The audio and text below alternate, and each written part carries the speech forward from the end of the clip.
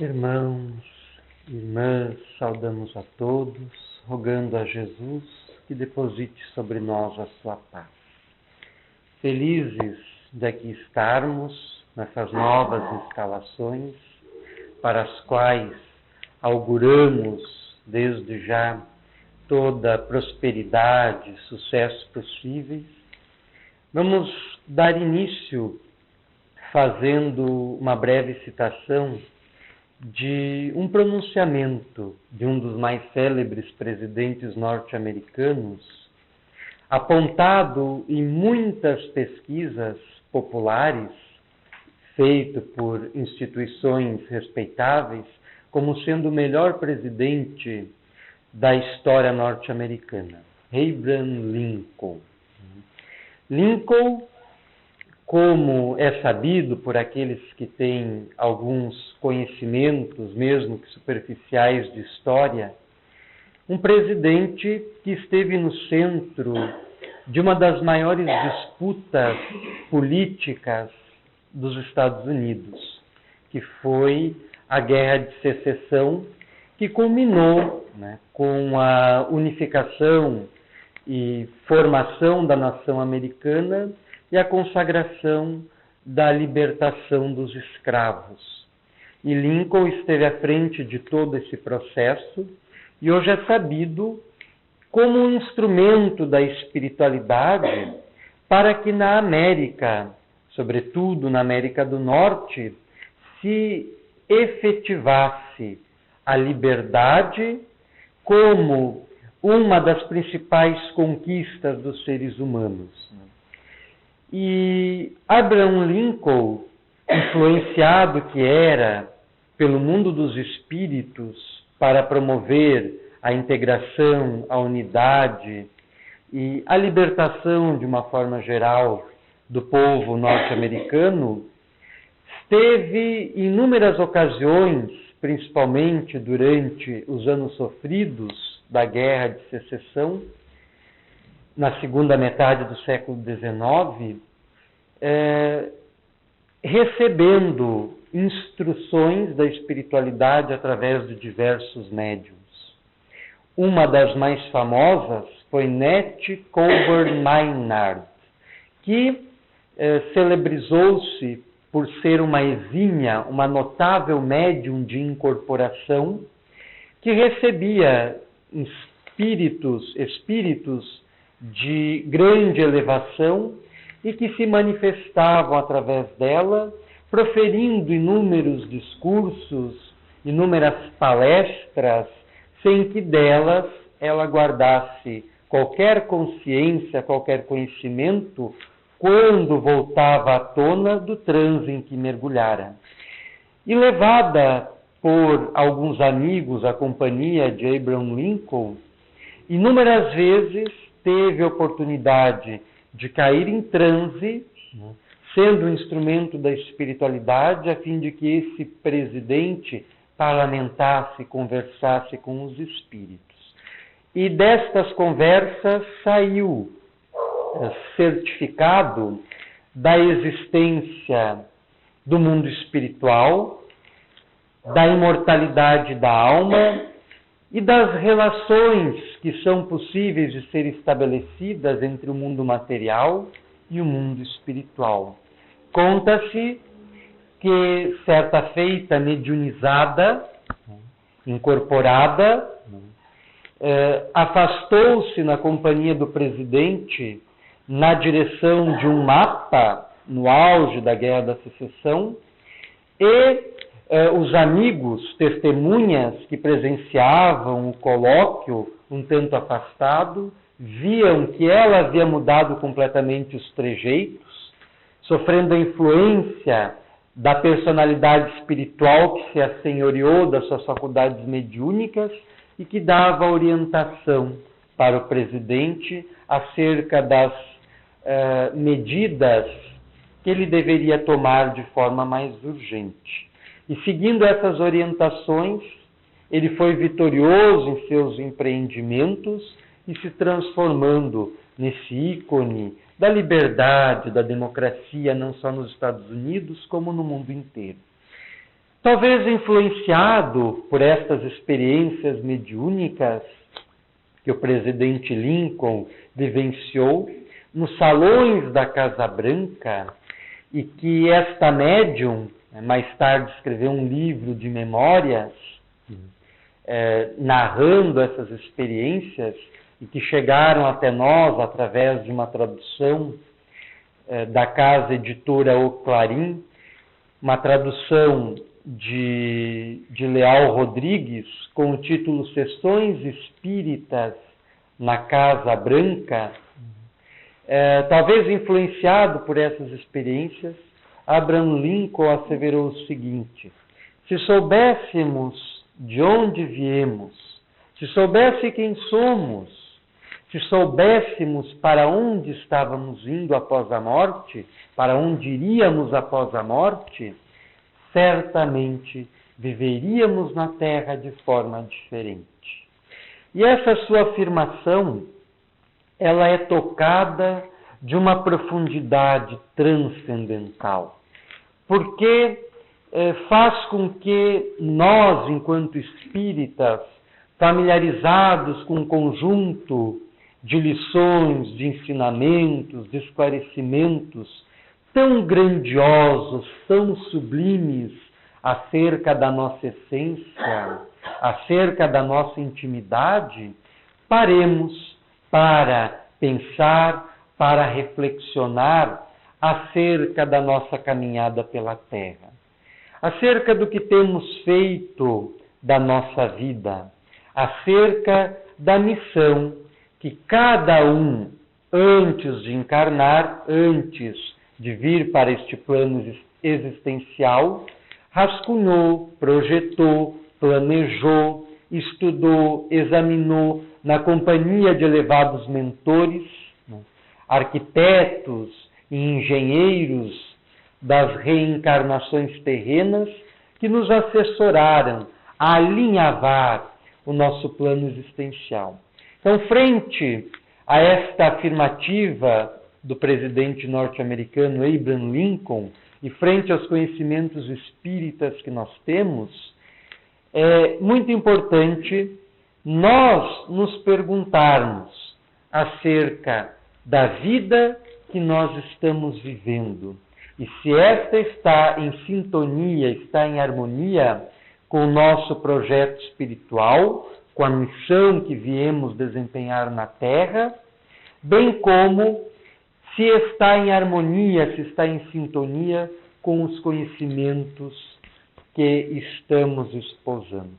Nós sabemos que nós somos um espírito, que nós somos imortais, que nós somos seres reencarnantes, que nós estamos o tempo inteiro em contato com a espiritualidade, através das irradiações da nossa mente, influenciando e sofrendo influência. Nós sabemos que Jesus, segundo a própria proposta espírita, como está na questão 625 do Livro dos Espíritos, é o nosso modelo e nosso guia. Nós sabemos que não estamos sós no universo, que os infinitos planetas que existem nas infinitas galáxias guardam, de acordo com as suas posições evolucionárias, consciências em diversos graus, consciências em estado de iniciação, consciências já mais desenvolvidas, consciências já planificadas. Mas cônscios, sabedores de tudo isso, e daí? O que temos feito das nossas vidas? O que temos feito das nossas existências? É mais do que nunca, nestes momentos atribulados em que vivemos, em que a crise se instalou em todos os setores da vida, desde a vida doméstica até a vida das nações, é mais do que importante, em função desse quadro negativo, de dificuldades, de angústias, de violências, de altos índices de criminalidades, que nós paremos, né, para refletir sobre isso, né, sobre a nossa condição de seres conscientes já da sua realidade, do que é, e de como temos vivido na Terra, e de como temos cooperado para ou agravar essa situação em que nós estamos, ou auxiliar na sua modificação, promovendo a paz, promovendo o bem, promovendo o amor, promovendo a disseminação na luz. Já que as trevas têm vigorado, têm predominado ao longo de toda a história, toda a história da humanidade, né, havendo alguns momentos em que surgem luminares, surgem faróis, que são os grandes gênios, os grandes sábios, os grandes santos, os grandes místicos, os grandes conhecedores, né, das verdades espirituais, os grandes médiuns, os grandes iniciados, que têm apontado para nós, seres humanos, por estar em faixas mais avançadas do psiquismo, o caminho que nós nos é necessário, senão indispensável, trilhar. Então nós somos um ser transcendente. Nós somos um espírito, que enquanto espírito não tem forma, é uma fagulha, é uma chama, é um feixe de energia, é uma vibração. Não há palavras existentes no mundo para descrever, para definir, para explicar o que é o espírito. Não há como nós encontrarmos uma forma, por mais ilustrado que sejamos, por mais conhecedores que sejamos da língua portuguesa, da linguística, etc., não temos condições de definir o que é o espírito. É um foco de inteligência, um foco de luz. E há uma questão no Livro dos Espíritos muito interessante, que Kardec, codificador da doutrina espírita, na questão 88 do Livro dos Espíritos, perguntam justamente isso, né? Se o espírito é uma chama, uma fagulha, uma centelha, um foco de inteligência, se os espíritos têm forma determinada, limitada e constante. E os espíritos respondem da seguinte maneira: para vós, não. Para nós, sim. O espírito é, se quiserdes, uma chama, um clarão ou uma centelha etérea. E há uma questão complementar. Essa chama ou centelha tem cor? Tem uma coloração que, para vós, vai do colorido escuro e opaco a uma cor brilhante. Qual a do rubi, conforme o espírito é mais ou menos puro? E logo em seguida, nas questões subsequentes, os espíritos esclarecem que em torno desse foco de inteligência, dessa chama, dessa centelha, existe uma substância que eles também, sobretudo na época, segunda metade do século XIX, mais precisamente em 1857, quando este livro é publicado pela vez primeira, marcando o nascimento do Espiritismo na Terra, os espíritos não encontraram, em função dos conhecimentos existentes, uma expressão mais abrangente e apropriada para caracterizar essa substância que envolveria o foco inteligente e lhe daria a forma desejada, a forma imposta pela consciência, pela inteligência, pelo espírito em si.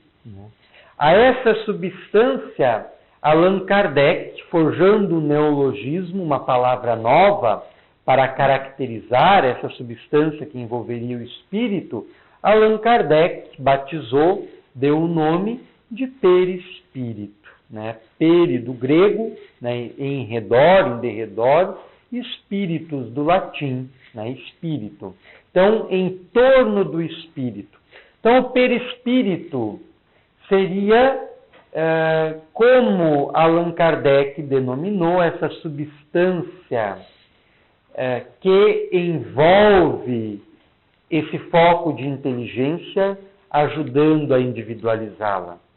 Porque nós sabemos que a nossa criação, né, partindo da divindade, se perde na noite dos tempos. Nós sabemos que temos nossa origem na simplicidade e na ignorância, enquanto princípios inteligentes. E já enquanto tal, segundo Gabriel Delaine, na obra Evolução Anímica, desde esse processo, esse princípio inteligente já está enovelado nessa substância, que Allan Kardec vai chamar de perispírito. Então, essa substância já está conectada ao princípio inteligente desde o seu processo de desenvolvimento, passando por todos os reinos da natureza. O reino mineral, o reino vegetal, o reino animal. Quando o princípio inteligente completa a sua individualização, humanizando-se, adentrando nas faixas hominais, nas faixas da humanidade. Se nós lermos o Livro dos Espíritos, de cabo a rabo, nós vamos constatar que a palavra espírito é utilizada de duas maneiras distintas na primeira parte da obra. O Livro dos Espíritos está dividido em 4 partes. A primeira tratando das causas primárias, a segunda do mundo espiritual, a terceira das leis morais e a quarta das esperanças e consolações. Na primeira parte, a palavra espírito, e Allan Kardec explica isso no correr da obra. A palavra espírito é utilizada no sentido de princípio inteligente, no sentido de ser em processo de individualização. Da segunda parte em diante, principalmente do primeiro capítulo da segunda parte, que trata dos espíritos, da definição de espírito, o que é espírito, o que é matéria, etc., a palavra espírito já aparece, então, como sinônimo de individualidade já formada. Eu estou me comunicando com tal espírito. Não é um princípio inteligente, é uma individualidade que já se formou. Então, esse cuidado quando se lê a obra, o Livro dos Espíritos, tem que se ter. Mas, segundo, como dizíamos, Gabriel Delaine, o espírito ligado, interconectado com essa substância que o envolve, vem se desenvolvendo desde do mundo da antimatéria até os patamares que nós atingimos na atualidade, evoluindo em consciência, evoluindo em conquistas de toda sorte, evoluindo em grandiosidades interiores. E é somente quando ele se individualiza que constitui-se um espírito com consciência de si mesmo.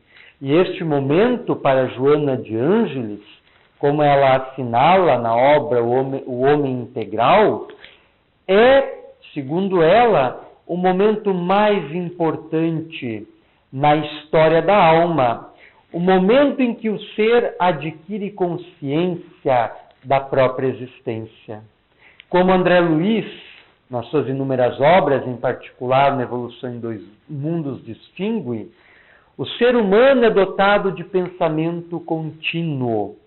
Quando o espírito atinge as faixas hominais, o seu pensamento é contínuo, ininterrupto. A sua mente, que é o centro da sua vontade, do seu desejo, das suas emoções, dos seus sentimentos, está a irradiar incessantemente pensamentos. da sua intimidade para a sua exterioridade. Já os animais, isto é, os seres que estão na condição de princípio espiritual em desenvolvimento, não são dotados dessa característica, por apresentar um pensamento fragmentário. É claro que os animais, muitas vezes, sobretudo os de estimação, respondem ao nosso carinho, né? Nós o afagamos, ele muitas vezes nos afaga também, interagindo conosco, demonstrando um grau relativo de consciência, entre aspas, porque está em processo de elaboração ali um princípio espiritual, um princípio inteligente, que após milhares de anos tornar-se-á um espírito, conforme nós o somos hoje. Mas é claro que isso passa por um processo milenário.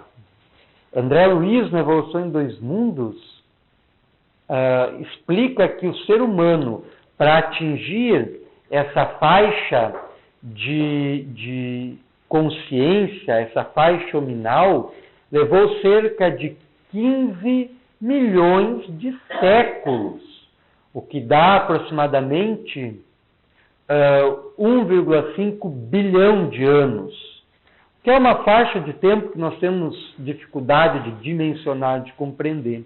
Então, é um processo paulatino, demorado, que necessitou de milhares de anos para se concretizar. E nós somos herdeiros de toda essa caminhada. Todo esse nosso histórico está presente em nós.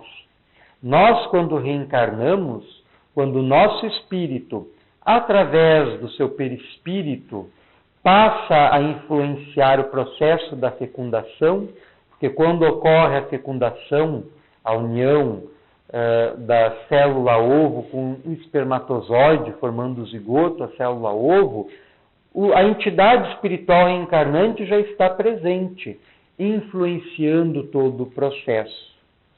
E, nesse processo de desenvolvimento do embrião, as fases de desenvolvimento embriológicas resgatam todas as experiências que nós já tivemos, desde a condição de seres unicelulares até alcançarmos a fase hominal, quando o estágio de formação do feto se completa. Tanto se der para um embriologista um feto de um ser humano, um feto de um cavalo, um feto de um cachorro, nas fases iniciais de desenvolvimento, ele, mesmo com os telescópios, os microscópios eletrônicos, que aumentam milhares de vezes a visão, não tem como diferenciar qual é o embrião humano, qual é o embrião do cavalo, qual é o embrião do cachorro. Porque o processo de formação é análogo, é semelhante. O que é um dos indícios dentro do próprio evolucionismo que favorece uma origem comum para os seres na face terrena. E nós sabemos, então, que influenciado pelo espírito através do perispírito, o ser vai repetindo todo o seu processo evolutivo no próprio ventre, no próprio útero materno. É o que os estudiosos querem dizer quando afirmam que a ontogênese resgata a filogênese. A ontogênese, a formação do ser, do homem, resgata todo o histórico da filogênese, todo o histórico da evolução da espécie. Tudo isso influenciado já pela presença do espírito que está atuando no processo de formação e desenvolvimento embriológico do ser, inclusive na sua formação genética.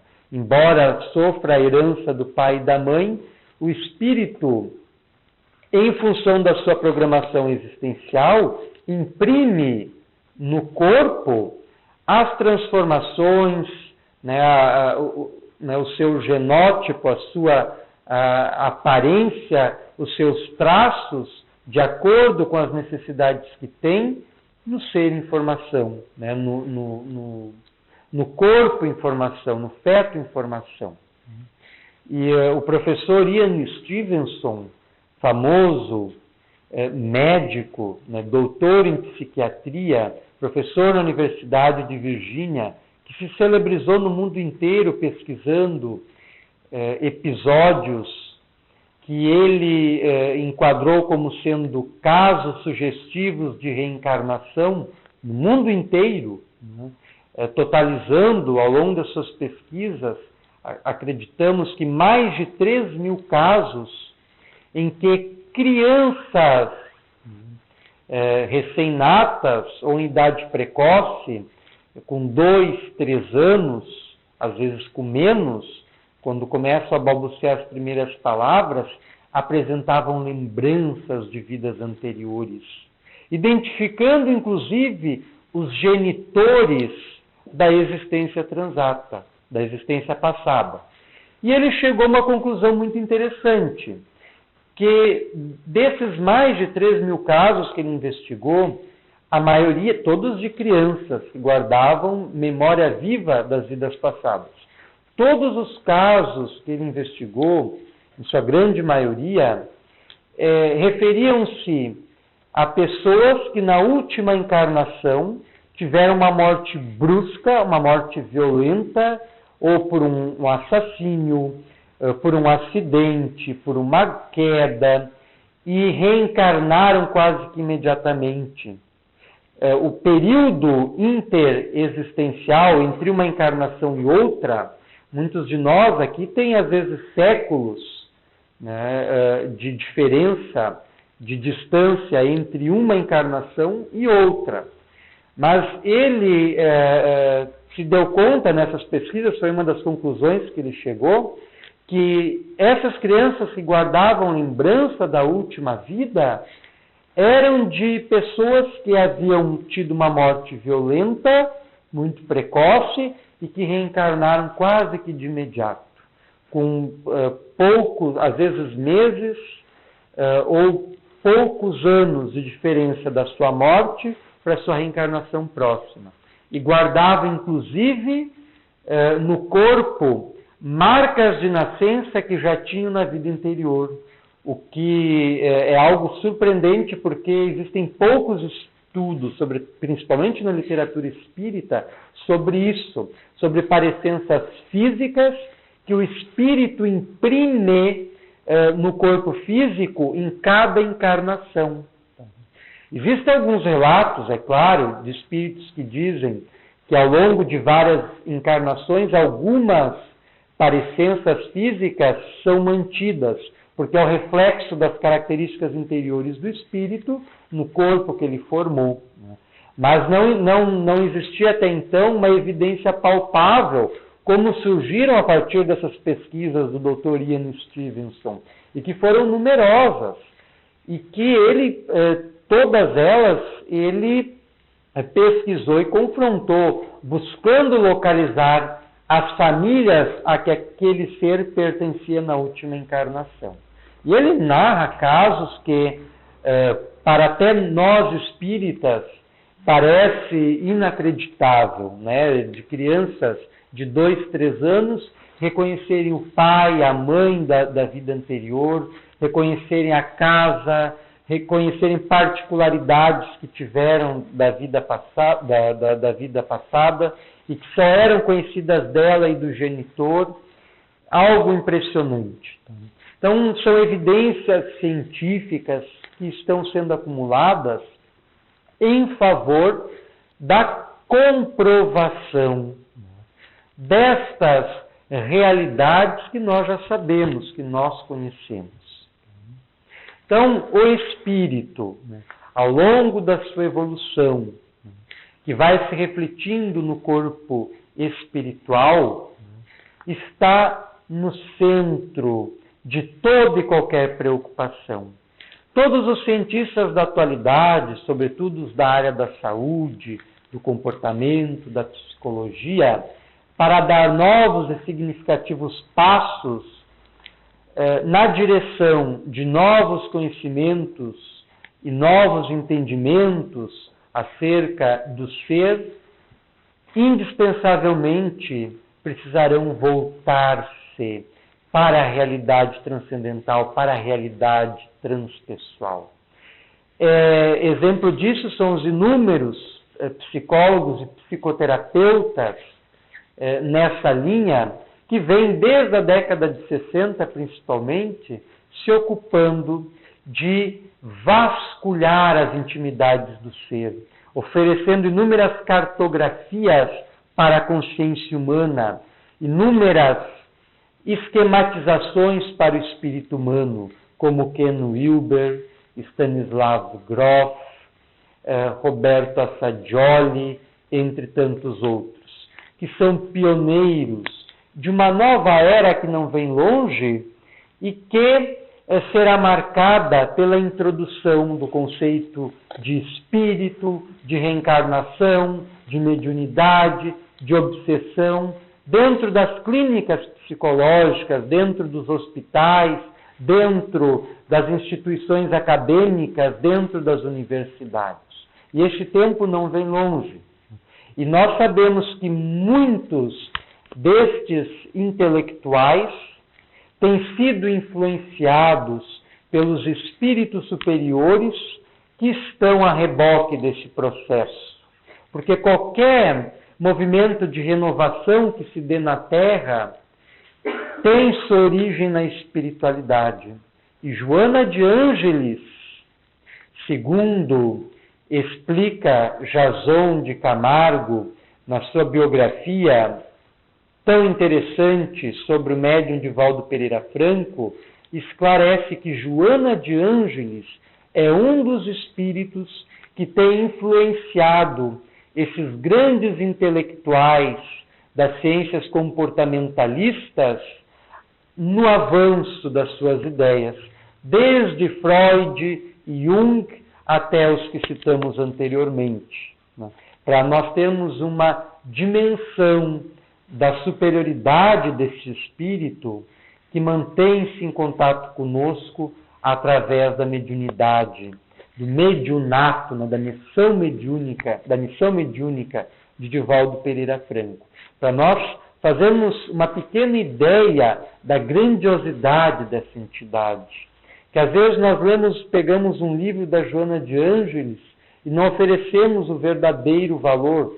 Não paramos para pensar que ela foi contemporânea de Jesus, que ela privou de muitos momentos na companhia de Jesus, na condição de Joana de Cusa.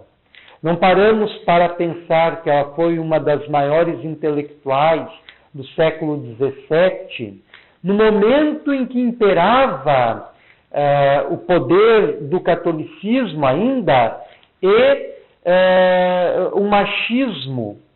E é uma mulher que na sociedade colonial mexicana, né, que pertencia à Espanha, consegue se sobressair, tornando-se uma das mais brilhantes poetisas e escritoras da latinidade. Então, nós pegamos um homem integral, um ser consciente, um amor imbatível e amor, e não paramos para pensar de onde vieram essas obras, né? Quem é a autora dessas obras, que é um dos espíritos, repetimos, frisamos, né, por necessidade, né, que está numa faixa consciencial muito além da nossa, e que, por espírito de serviço, de doação, de amor, mantém-se em contato conosco para nos iniciar nessas realidades sagradas e soberanas da nossa intimidade. Porque, como dizia Abraham Lincoln, se soubéssemos de onde viemos, se soubesse quem somos de fato, e se soubesse para onde vamos após a morte, certamente nós viveríamos de forma diferente sobre a Terra. E o convite maior que Joana de Ângeles nos faz, e pelo que é do nosso conhecimento, ela é pioneira em fazer essa aproximação do Espiritismo com a psicologia transpessoal. Aproximações do Espiritismo com a psicologia nós temos desde a própria origem do Espiritismo. Allan Kardec, no ano de 1858, quando passa a publicar a Revista Espírita, ele a subintitula de Jornal de Estudos Psicológicos, por entender que psicologia, segundo suas origens gregas, é a ciência que estuda a alma. É o estudo da alma, é o estudo do espírito. E inúmeros outros estudiosos, como Carlos Toledo Rizzini, Jorge Andréa, entre tantos outros, fizeram aproximações do conhecimento espírita com o conhecimento psicológico. Mas, pelo menos, do que é do nosso conhecimento, Joana de Anjos foi a pioneira a estabelecer uma ponte entre o conhecimento espírita e o conhecimento da psicologia transpessoal, que dará muitos frutos ainda, este casamento, essa aproximação. E todas as suas obras que veiculam essas ideias e essas aproximações, elas fazem justamente este convite, para nós conhecermos quem somos. Para nós nos darmos conta, de uma vez por todas, que nós somos um espírito, nós não somos esse corpo de carne. E nós espíritas, mais do que qualquer outro na face da Terra, deveríamos saber disso. Mas às vezes, parece que aquelas afirmações do Cristo, não atireis pérolas aos porcos, encaixam perfeitamente em nós. Porque temos conhecimentos vastíssimos sobre a nossa essência, sobre a nossa intimidade, mas é como se não os tivéssemos. Porque nós não sabemos o que fazer deles. E principalmente como aplicá-los no nosso dia a dia, em nossa vida de relações. Aqui nós lembramos de Jesus. É fácil elevar o pensamento, é fácil buscar inspiração, mas no dia a dia, quando nos exasperamos, vezes sem conta, quando explodimos um sem número de vezes, quando ofendemos, às vezes voluntariamente, ignoramos por completo a nossa própria condição de espírita. E muito mais, fazemos pouco caso dos conhecimentos que já amealhamos acerca da nossa essência. Pelos conhecimentos que temos, a nossa vida já deveria ser diferente na Terra. Já deveríamos estar com a nossa mente voltada para os ideais nobres, voltada para o seu desenvolvimento em todos os sentidos, voltado para o cultivo da paz, do amor, voltado para a iluminação. Então nós sabemos que somos um espírito que estamos no corpo, mas nos comportamos como se fôssemos um corpo que possui um espírito. O que é muito distinto, é muito diferente. O Espírito Emmanuel sugere em uma de suas obras que nós deveríamos viver, deveríamos nos comportar na Terra como se o corpo fosse imortal, como se o corpo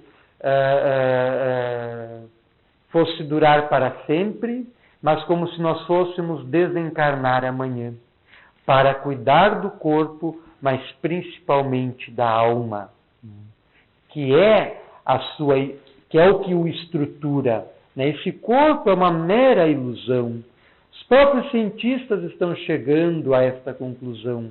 Os físicos, é milagre que muitos não tenham enlouquecido, porque a física teórica da atualidade ela é mais complexa e bizarra do que a própria ficção científica. Quem estuda o campo das micropartículas, os quarks, os mesons e todas as dezenas de micropartículas já identificadas, não consegue compreender de uma forma clara como tudo isso funciona e como toda essa realidade invisível, porque nunca ninguém viu um átomo, nunca ninguém viu um próton, nunca ninguém viu um elétron, mas essa realidade que é invisível sustenta toda essa realidade que para nós, em nossa faixa consciencial enquanto espíritos encarnados, parece visível, palpável, concreta, né, indestrutível, etc. Tudo uma ilusão, como diziam os sábios hinduístas. Isso é maia, isso é ilusão. Isso aqui, em última análise, não existe. É energia condensada, é energia densificada dos campos interiores da nossa alma, do nosso espírito, através do nosso corpo espiritual. Então nós temos que passar a viver na Terra cônscios de que nós somos um espírito imortal, reencarnantes, sabedores das questões mediúnicas, dos problemas obsessivos, das relações entre mundo material e mundo espiritual, das influências que pesam sobre nós do passado distante, a fim de nos guiarmos com segurança por este mar encapelado em que nos encontramos, frente a desafios vários.